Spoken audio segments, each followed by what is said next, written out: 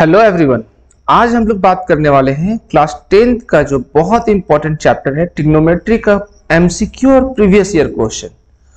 आज हम लोग जितना भी क्वेश्चन डिस्कस करेंगे वो प्रीवियस ईयर क्वेश्चन होगा और आपके आने वाला एग्जाम जो कि 2023-24 सेशन के लिए बहुत ही इंपॉर्टेंट होने वाला है।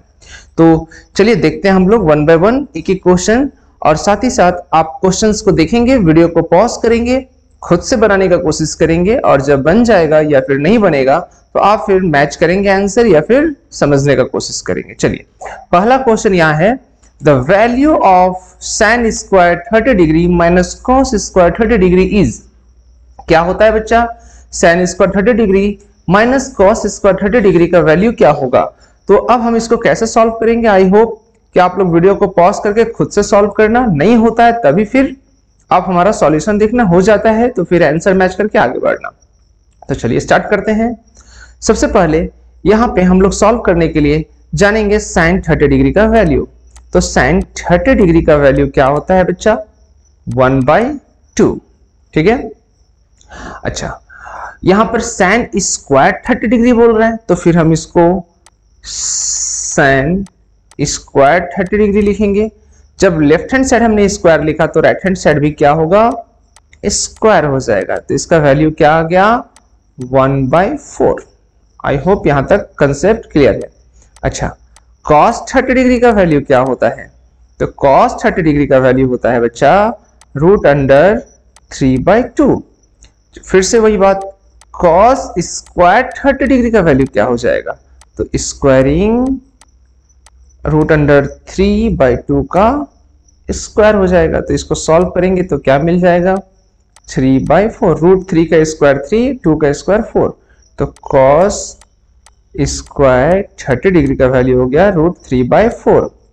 अब आगे देखते हैं। अब जो ये मेरा वैल्यू है और ये मेरा वैल्यू है, इसको हम लोग सब्स्टिट्यूट करेंगे, पुट करेंगे किसमें? इस वाले जो हमारा एक्सप्रेशन है उसमें। चलिए, तो sin स्क्वायर 30 डिग्री का वैल्यू क्या हो गया? 1/4 माइनस cos स्क्वायर 30 डिग्री का वैल्यू क्या हो गया? 3/4। चलिए सॉल्व करते हैं। अब ये 4 है, 1 माइनस 3 तो -2/4 कैंसिल हो गया, 1/2 ये माइनस है तो माइनस। तो हमारा ऑप्शन कौन सा सही हो गया बच्चा? -1/2 हमारा आंसर आया। Option A is the correct one. I hope concept clear हो गया होगा किस तरह से क्वेश्चन हम लोग सॉल्व करेंगे। अब आते हैं क्वेश्चन नंबर 2 में। क्वेश्चन नंबर 2 में बोल रहा है, if 3 cot theta is equal to 2 then find the value of tan theta. जब 3 cot थीटा का वैल्यू 2 है तो अब बताइए tan थीटा का वैल्यू क्या होगा? वीडियो को पॉज कीजिए, खुद से सॉल्व करने की कोशिश कीजिए, नहीं होता है तो फिर वीडियो को प्ले करके आप देख सकते हैं। चलिए अब हम इसको सॉल्व करते हैं। कैसे सॉल्व होगा?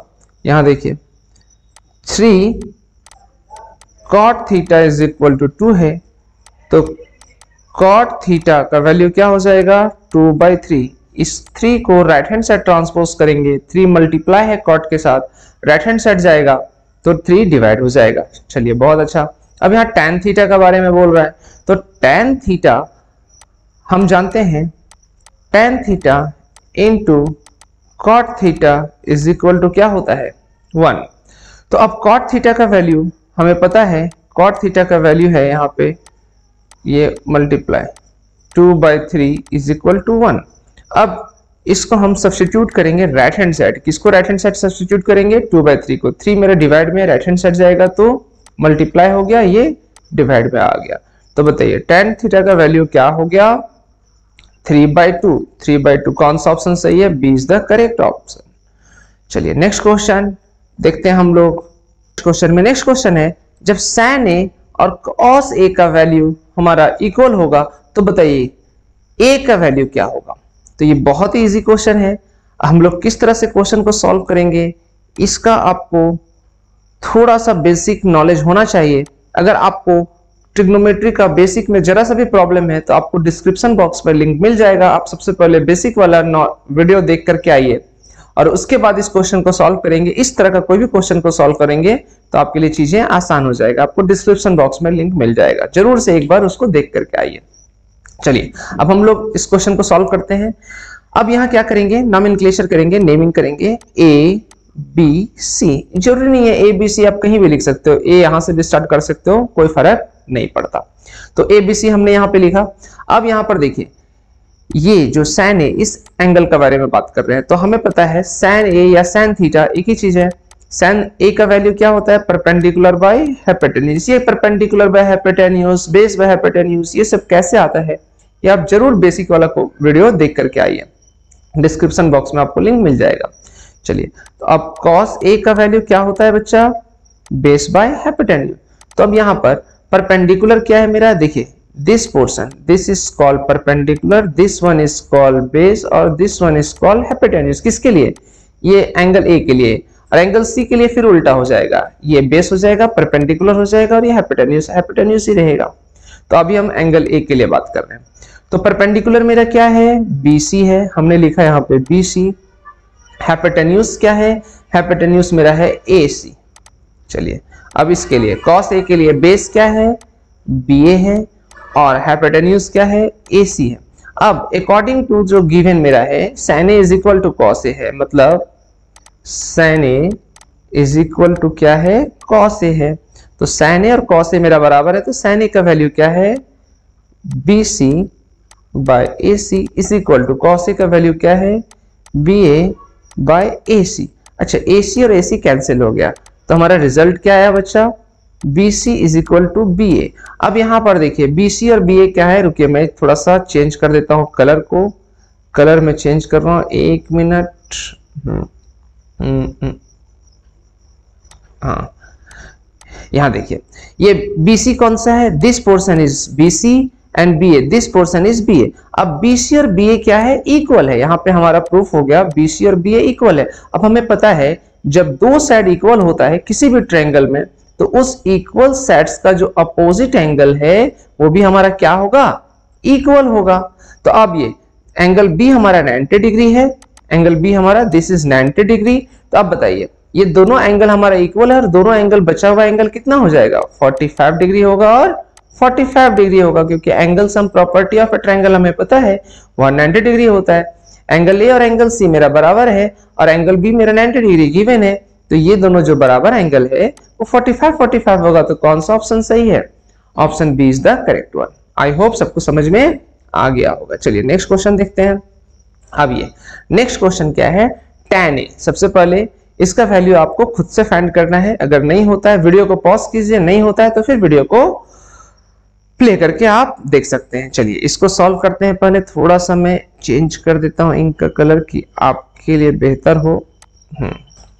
चलिए अब यहाँ पे tan a का वैल्यू हम लोग कैसे फाइंड करेंगे, किसके टर्म्स में, चाहे cos के टर्म्स में, sec के टर्म्स में, sin के टर्म्स में या sin स्क्वायर के टर्म्स में। तो अब हम यहाँ पे लिख सकते हैं, देखिए कैसे सॉल्व करेंगे। tan a is equal to sin a by cos a होता है। चलिए बहुत अच्छा।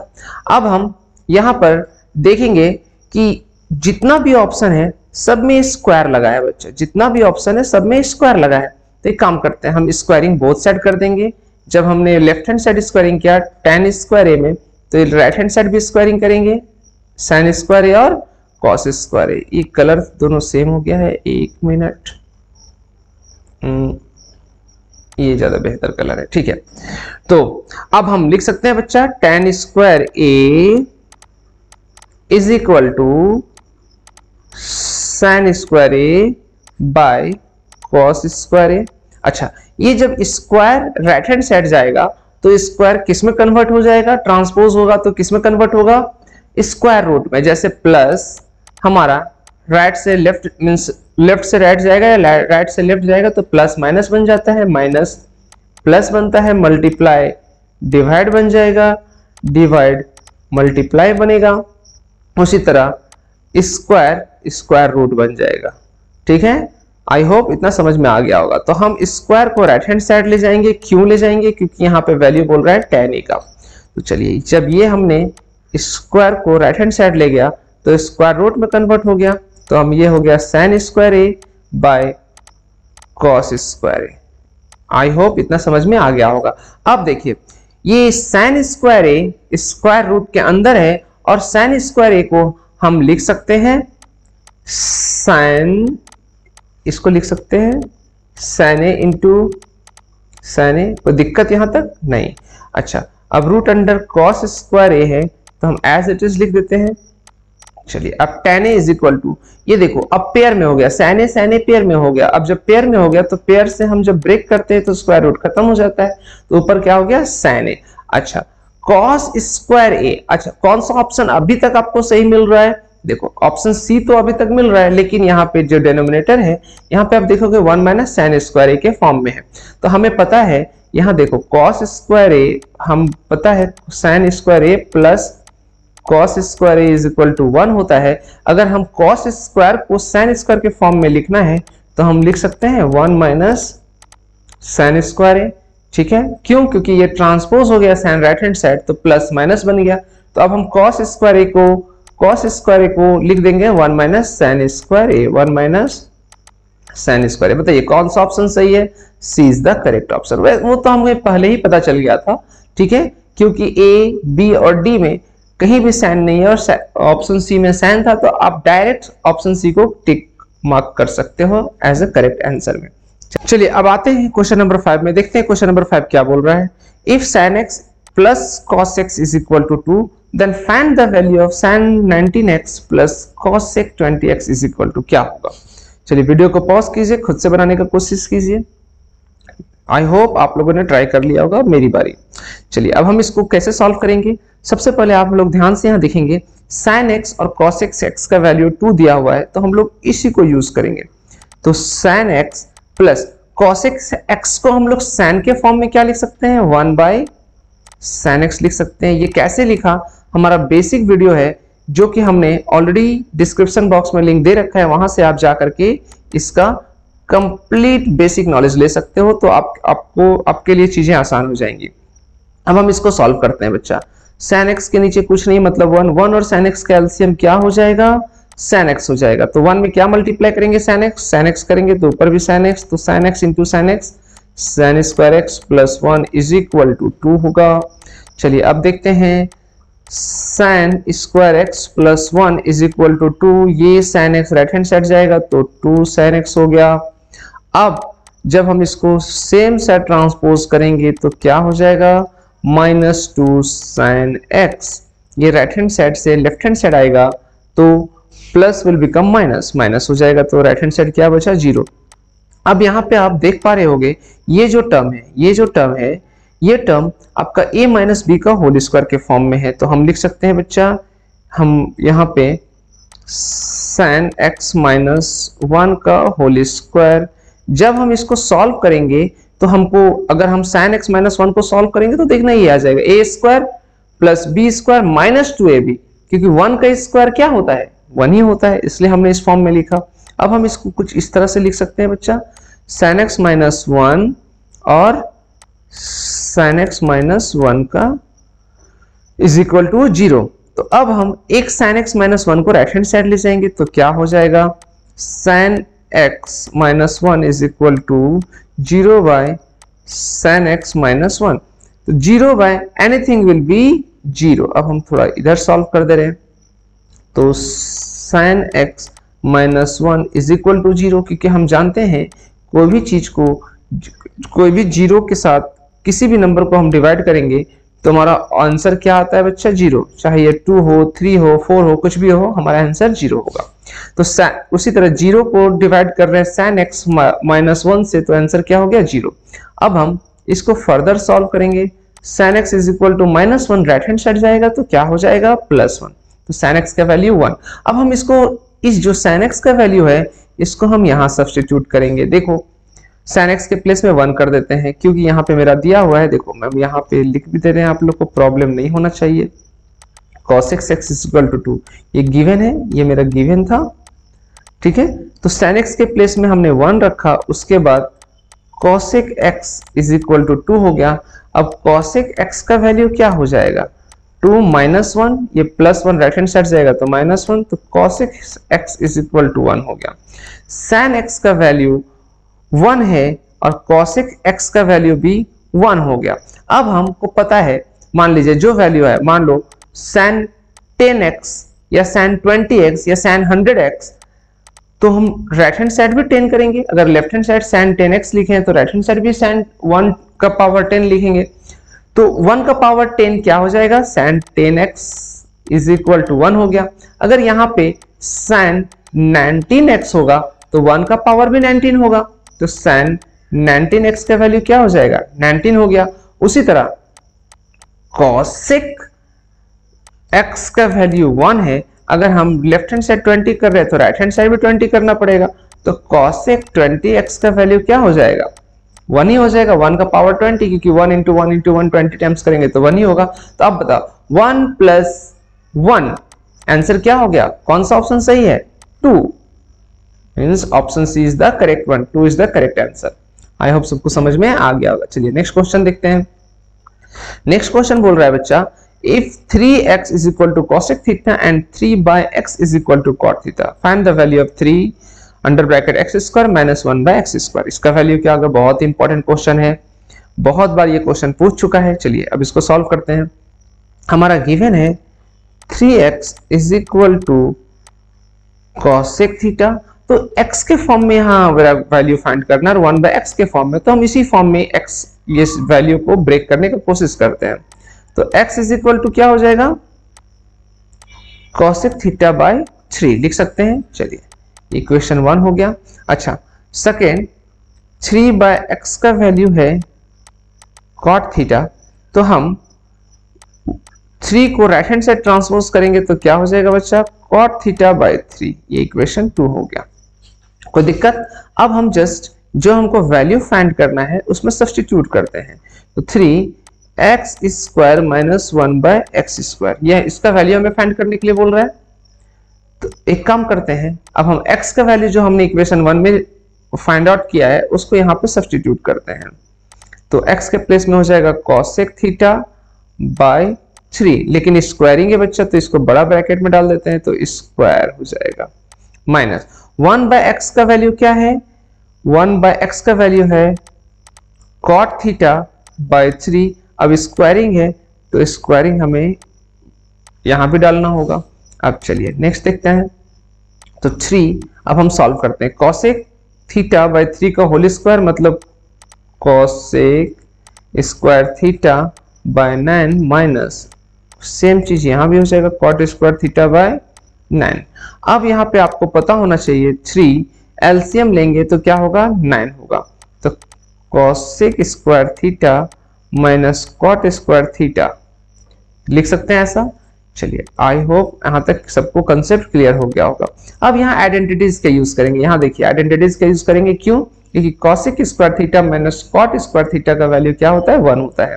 तो हम लिख सकते हैं 3 into cosec square theta minus cot square theta is equal to 1 होता है, तो हम डायरेक्ट 1 लिख दिए बाय 9। अब हम जब इसको सॉल्व करेंगे तो आंसर क्या आ गया, 1/3। 1/3 इज आवर करेक्ट आंसर। कौन सा ऑप्शन सही है, C is the correct one. I hope सबको समझ में आ गया होगा। चलिए नेक्स्ट क्वेश्चन देखते हैं। Question number 7, reciprocal of cos A। cos A का रेसिप्रोकल बहुत ही इजी क्वेश्चन है बच्चा, इसको खुद से सॉल्व करने की कोशिश कीजिए। आई होप कि इसमें तो समय नहीं लगना चाहिए, बस आपको थोड़ा सा जो फॉर्मूला वाला सेक्शन है जो डिस्क्रिप्शन बॉक्स में लिंक हमने दे रखा है उसको जरूर जाकर देख लीजिए। फिर भी हम यहाँ पे एक बार डिस्कशन कर देते हैं। आपको क्या याद रखना है, एक फॉर्मेट याद रखना है, sine theta, cos theta, tan theta, cosec theta, sec theta और कॉट थीटा, ये सीक्वेंस याद रखना है।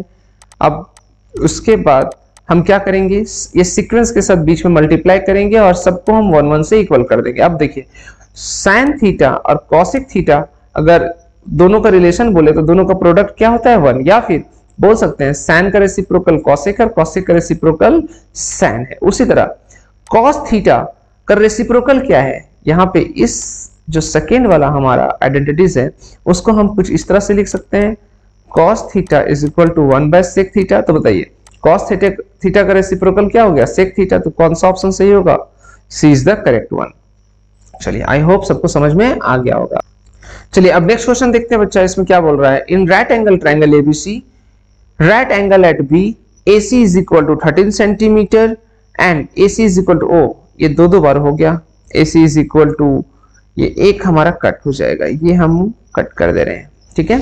AB is equal to 5 centimetre, then sin A is equal to, तो हमको क्या निकालना है, एक राइट एंगल ट्रायंगल यहाँ दिया हुआ है। चलिए राइट एंगल ट्रायंगल हम एक बना लेते हैं। ये हमने राइट एंगल ट्रायंगल बना लिया। अब बोल रहा है राइट एंगल किस पे है, बी पे है। चलो बी पे हमने ये लिख दिया। उसके बाद हम कहीं भी नॉमेनक्लेचर कर देते हैं, ए बी सी, कोई फर्क नहीं पड़ता। ए सी का वैल्यू कितना दिया हुआ है, 13 सेंटीमीटर दिया हुआ है। ए बी का वैल्यू कितना दिया हुआ है, 5 सेंटीमीटर दिया हुआ है। Then sine A is equal to, तो साइन ए का वैल्यू आपको क्या करना है, फाइंड करना है। तो अब हम साइन ए का वैल्यू कैसे फाइंड करेंगे, हमें पता है right angle triangle Pythagoras theorem कि H square is equal to B square plus P square, ये होता है। तो एच, अब हमको पी का वैल्यू निकालना है, P square is equal to क्या होगा, हो जाएगा H square minus B square, transpose कर दिया हमने राइट हैंड साइड, ठीक है, मींस राइट से लेफ्ट साइड। तो P इज इक्वल टू क्या हो जाएगा बच्चा, root under H square minus B square. ये बेसिक सा चीजें, यहाँ पे हमको नहीं लग रहा है कि किसी को प्रॉब्लम होना चाहिए। 13 का स्क्वायर, एच के प्लेस में क्या लिखेंगे 13, क्योंकि हाइपोटेन्यूज 13 दिया हुआ है। बी हमारा 5 है तो 5 का स्क्वायर, तो P इज इक्वल टू क्या हो जाएगा 169 माइनस 25। जब हम इसको सॉल्व करेंगे तो हमें मिलेगा 9 में 5 2 मीन्स 9 में 5 4, 6 में 2 4, 144। तो अब बताइए P का वैल्यू क्या हो जाएगा, रूट अंडर हम लिख सकते हैं इसको, रूट अंडर 144 को 12 इंटू 12, जब ये मेरे पेयर में आ गया तो हम पेयर में, यहाँ पर देखिए जब पेयर में आ गया तो पेयर से जब हम बाहर निकालेंगे, इस 12 इंटू 12 को पेयर से जब बाहर निकालेंगे तो हमारा स्क्वायर रूट जो है वो एलिमिनेट हो जाएगा। तो परपेंडिकुलर क्या हो गया 12 सेंटीमीटर। चलिए 12 सेंटीमीटर। अब हमको साइन ए का वैल्यू पूछ रहा है, तो साइन ए का वैल्यू, साइन ए हमें पता है, साइन ए क्या होता है परपेंडिकुलर बाय हाइपोटेन्यूज। तो परपेंडिकुलर यहाँ क्या है 12 सेंटीमीटर, हाइपोटेन्यूज क्या है 13। तो कौन सा ऑप्शन सही है 12/13, C is the correct one. I hope सबको समझ में आ गया होगा। चलिए next question, if sin a minus b is equal to 1/2 cos a plus b is equal to 1/2, a और b का वैल्यू हमें फाइंड करना है। तो चलिए देखते हैं ऑप्शन क्या है, 30 45 45 30 45 45। अच्छा यहाँ भी हम ऑप्शन थोड़ा सा मिस्टेक हो गया, 45 के प्लेस में यहाँ पे 15 कीजिएगा, है ना।